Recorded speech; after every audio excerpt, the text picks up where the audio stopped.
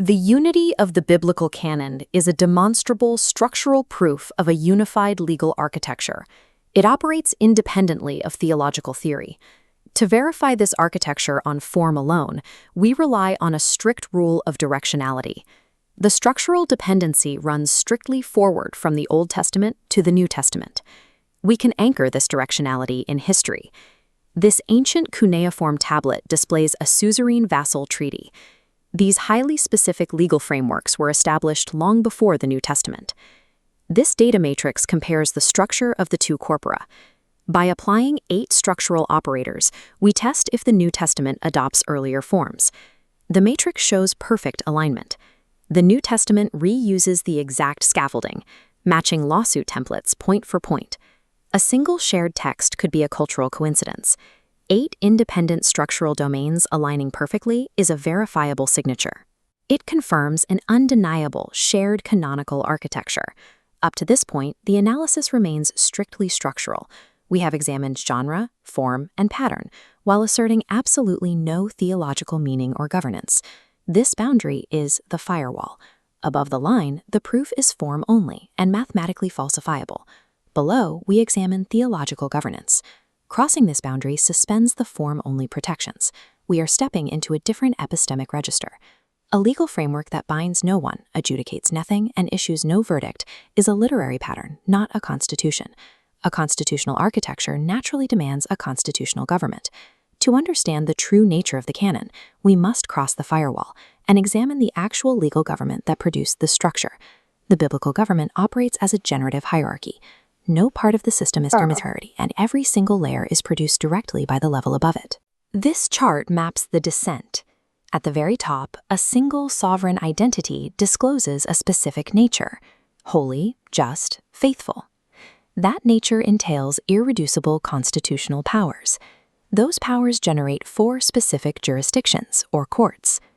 Because a jurisdiction requires an agent to act, these courts generate the standing offices required to exercise authority: the lawgiver, the priest, the prophet, and the judge. Look at level 6 on the hierarchy. The 8 structural operators we verified earlier live exactly here. They are simply the procedures run by those offices. A procedure requires a written record, which eventually generates the canonical books. Those books narrate the actual covenant history events. The text of the Bible is the procedural output of a massive, logically rigid constitutional hierarchy. The jurisdictions layer operates as a single, closed legal proceeding. It advances through 4 sequential courts: Genesis, Deuteronomy, Isaiah, and Revelation. Every legal framework encounters cases that exceed the authority of its current magistrate. A lower court must know how to handle a case it lacks the constitutional competence to resolve. The biblical system provides its own internal mechanism. Deuteronomy 17 formally files the constitutional escalation principle directly into the statutory record.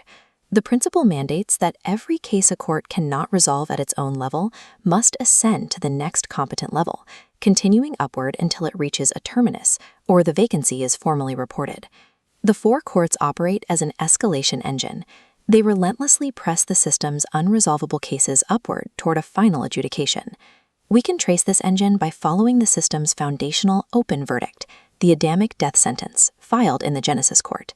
The legal nature of this breach is classified as biyad rama, a deliberate, high-handed violation committed with full knowledge of the prohibition.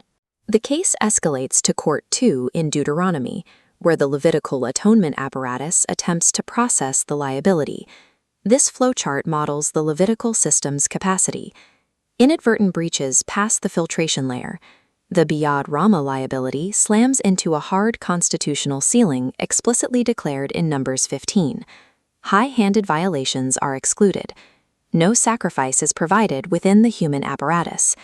The system's deepest foundational case is the exact category its own internal legal apparatus is constitutionally forbidden to resolve. By declaring its own ceiling, the human court forces an ultimate escalation. The case arrives at Court 3 in Isaiah.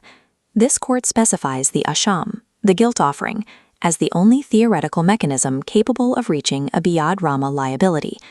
Implementing this mechanism requires an agent.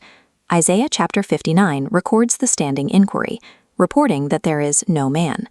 No human has standing to execute the resolution.